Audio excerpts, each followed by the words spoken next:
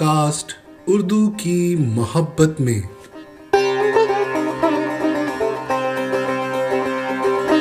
Episode 11 11वीं किस्त।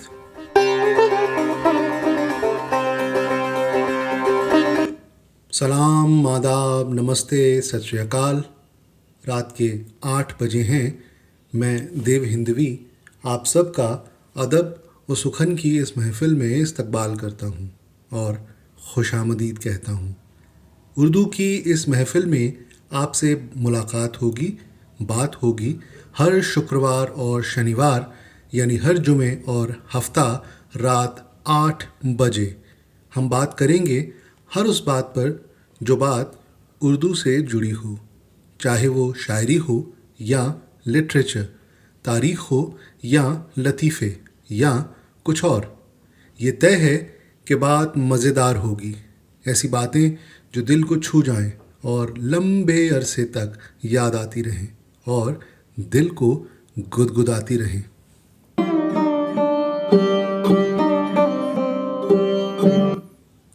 उर्दू की इस महफ़िल में आज बात होगी शेर कहने और सुनाने पे। फिर हम बात करेंगे उर्दू के एक जाने माने शायर के बारे में। तीसरे हिस्से में एक छोटा सा किस्सा, फिर एक लतीफ़ा और आखिर में एक यादगार शायरी। तो आइए शुरू करते हैं पॉडकास्ट उर्दू की मोहब्बत में।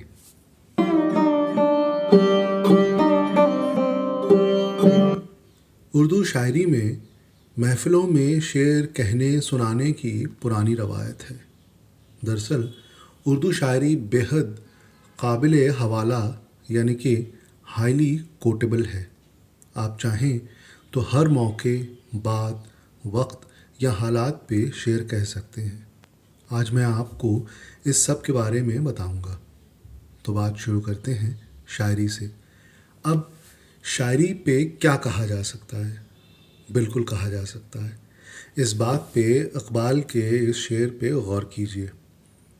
मेरे अशार ए इकबाल क्यों न प्यारे हों मुझको, मेरे अशार ए इकबाल क्यों न प्यारे हों मुझको, मेरे टूटे हुए दिल के ये दर्द अंगेज़ नाले हैं।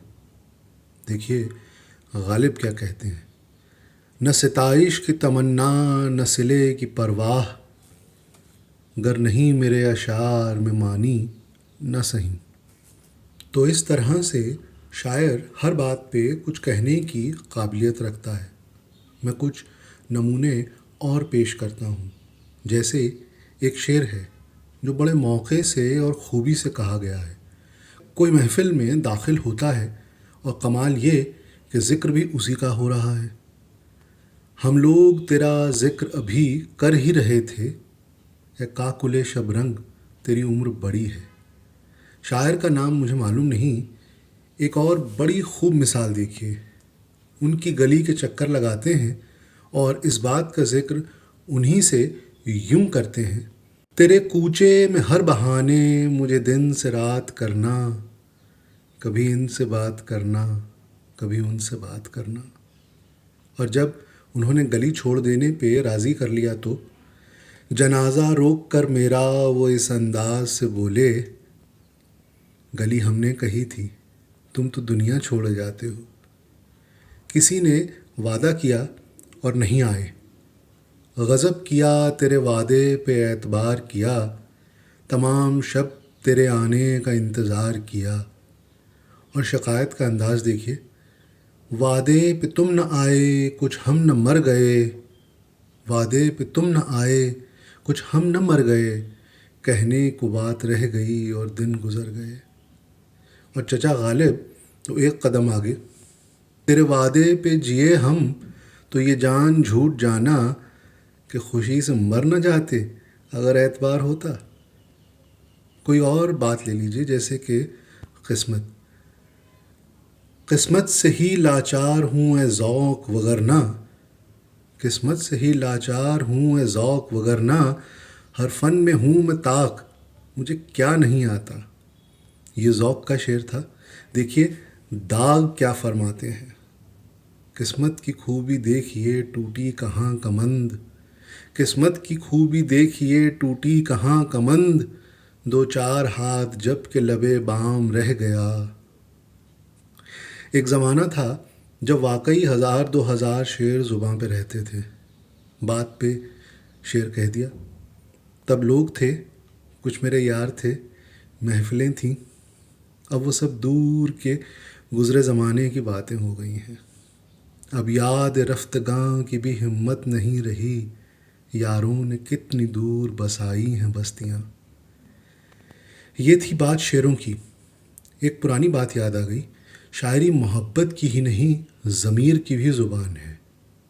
تو شاعری کے بارے میں آج اتنا ہی، آگے مگر باتیں ہوتی رہیں گی، ذکر ہوتا رہے گا، اور ہاں، آنے والی قسطوں میں ہم آپ کو قصہ گوئی اور داستان گوئی کے بارے میں بتائیں گے، ساتھ ہی تاریخ پہ بھی چرچا ہوگی۔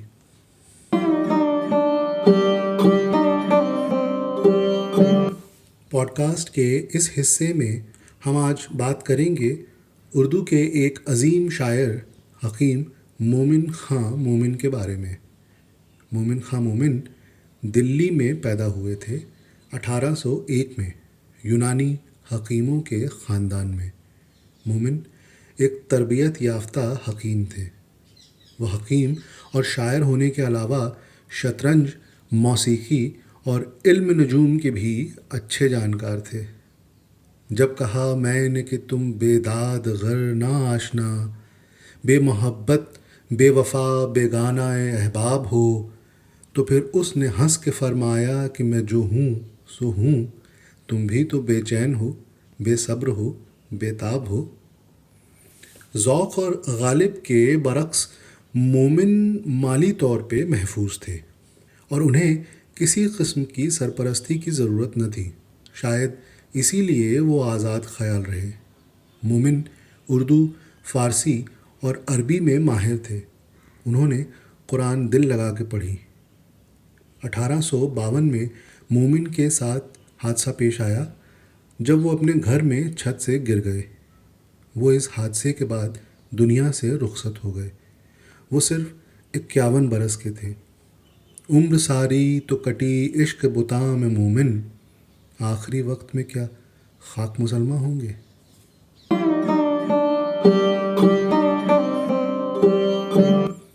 اور اب وقت ہے ایک قصے کا۔ آج کا قصہ لکھنؤ کے باشندوں کا ہے۔ آئیے قصہ سماعت فرمائیے۔ لکھنؤ کے باشندے، یا یوں کہیے کہ لکھنؤ والوں کو اپنے لکھنؤ پہ بڑا ناز رہا ہے، آج بھی ہے۔ یہ بات یوں ہے کہ دراصل لکھنؤ میں تہذیب اور ادب کی ایسی ہوا موجود رہی ہے کہ کیا کہیے، جسے بھی ایک بار لگ گئی وہ لکھنؤ کا دیوانہ ہو گیا سمجھیے۔ تہذیب کا تو یہ ہے کہ وہ کسی رئیس یا نواب کے گملے کا پھول نہ ہو کر ایسی خوشبو کی طرح تھی جو ہر ایک فرد تک پہنچتی تھی۔ ہر باشندہ اس کی مہک سے سرابور ہو رہا تھا۔ آپس کا بھائی چارہ تو اتنا تھا کہ پوچھیے مت۔ چاہے کوئی پنواڑی ہو، عاشور میں وہ پان پہ کتھا نہیں لگاتے تھے۔ محرم کے وہ 10 روز آپ چاہے ہندو کی دکان پر جائیں مگر وہ کتھا نہ لگاتا تھا۔ روپیہ پیسہ چھوڑیے، کوئی دھمکی بھی کام نہ آتی تھی۔ آپ کو ایک ہی جواب ملتا، اے حضور، غمی کے دنوں میں بھی کیا کوئی ہونٹ لال کرتا ہے؟ دراصل کوئی امیر ہو یا غریب، نواب ہو یا سپاہی، انداز بھلے ہی شاہی تھے مگر طبیعت وہ تو پوری فقیروں والی تھی۔ یہ باتیں کسی نے کسی کو سکھائی نہیں تھیں، یہ تو ہوا میں گھلی تھیں، ہر کسی تک اپنے آپ پہنچ جاتی تھیں۔ اودھ نام ہی خوشبو کا ہے۔ لکھنؤ میں کئی دفعہ باڑھ آئی۔ 1960 میں تو حضرت گنج میں ناویں تک چل گئیں۔ 1971 میں بٹلر پیلس کا علاقہ بھی پانی سے بھر گیا تھا، مگر 20ویں صدی میں سب سے بری باڑھ 1915 کے آس پاس آئی تھی، جس نے ہزاروں کو تباہ کر دیا تھا، مگر لکھنؤ کے لوگ وہ لکھنؤ کے ہی رہے۔ کبھی لکھنؤ چھوڑ کے گئے بھی تو روزگار کی ضرورت یا مجبوری میں۔ ایک صاحب نے ہم سے کہا، 1.5 دہائی سے یہاں رہ رہے ہو مگر آج بھی لکھنؤ تمہارے اندر سے نہیں نکلا۔ ہم نے فوراً نوبت رائے نظر کا شعر عرض کر دیا، کیا ہے طاقت آسماں کی جو چھڑائے لکھنؤ، لکھنؤ ہم پہ فدا، ہم فدائے لکھنؤ۔ لکھنؤ کے کباب جتنے مشہور ہیں اتنی ہی مشہور ہے لکھنؤ کی ہولی۔ کیا تہذیب اور نفاست سے کھیلی جاتی تھی ہولی ایک بار، مگر وہ قصہ پھر کبھی۔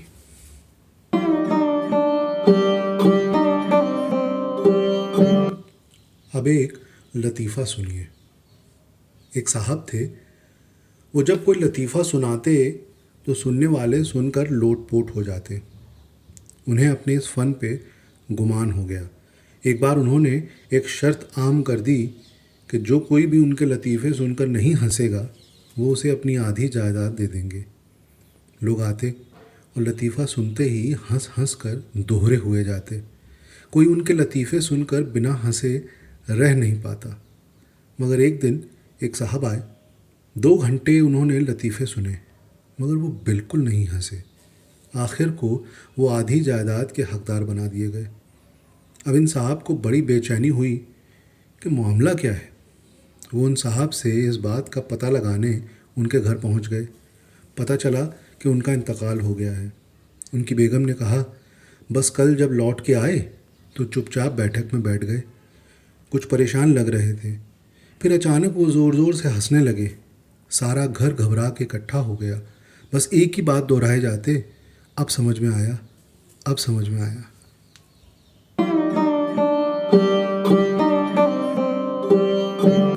پوڈ کاسٹ کے آخری حصے میں اب وقت ہے ایک بہترین شاعری کا۔ آج کے شاعر ہیں فراز۔ پورا نام ہے سید احمد شاہ۔ آج ان کی ایک غزل پیش ہے، ملاحظہ فرمائیے۔ عرض کیا ہے، اب کہ ہم بچھڑے تو شاید کبھی خوابوں میں ملیں، اب کہ ہم بچھڑے تو شاید کبھی خوابوں میں ملیں، جس طرح سوکھے ہوئے پھول خطابوں میں ملیں۔ ڈھونڈ اجڑے ہوئے لوگوں میں وفا کے موتی، یہ خزانے تجھے ممکن ہے خرابوں میں ملیں۔ غم دنیا بھی غم یار میں شامل کر لو، نشہ بڑھتا ہے شرابیں جو شرابوں میں ملیں۔ تو خدا ہے نہ میرا عشق فرشتوں جیسا، دونوں انسان ہیں تو کیوں اتنے حجابوں میں ملیں۔ آج ہم دار پہ کھینچے گئے جن باتوں پر، کیا عجب کل وہ زمانے کو نصابوں میں ملیں۔ اب نہ وہ میں ہوں نہ وہ تو ہے، نہ وہ ماضی ہے فراز، جیسے 2 شخص تمنا کے سرابوں میں ملیں۔ کیا کہنا ہے فراز صاحب کا۔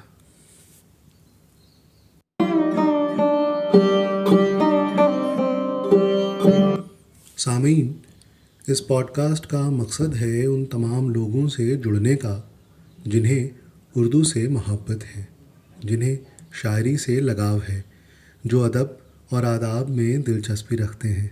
یہ پوڈ کاسٹ یوٹیوب چینل دیوندوی پر بھی آپ پا سکتے ہیں۔ جلد ہی یہ iTunes پر بھی ملے گی۔ اگر آپ کو یہ کوشش پسند آئی تو اسے لائک ضرور کیجیے گا اور کمنٹس میں اپنے خیال بھی ظاہر کیجیے گا۔ اس سے اس پوڈ کاسٹ کو بہتر بنانے میں مدد ملے گی۔ بھول مت جائیے گا، ہمیں انتظار رہے گا۔ اور ہاں، اگر آپ کو کوئی بات، لفظ یا معنی سمجھ میں نہ آ رہا ہو تو آپ یوں کر سکتے ہیں۔ اگر آپ اسے یوٹیوب پر سن رہے ہیں یا فیس بک پر سن رہے ہیں تو نیچے تبصرے یعنی کمنٹ کے لیے جو جگہ ہے وہاں پر اپنی بات لکھ دیں، آپ کو جواب ملے گا۔ اور ہاں، پیج اور چینل کو پسند یعنی لائک کرنے کی عنایت بھی ضرور فرمائیے گا۔ تو خواتین و حضرات، اب وقت ہے آپ سے اجازت لینے کا۔ آپ خوش رہیں، سلامت رہیں، خدا محفوظ رکھے ہر بلا سے۔ تو دیجیے دیو ہندوی کو اجازت، پھر ملاقات ہوگی، پھر بات ہوگی اگلے ایپیسوڈ میں ٹھیک رات 8 بجے۔ تب تک کے لیے شب بخیر۔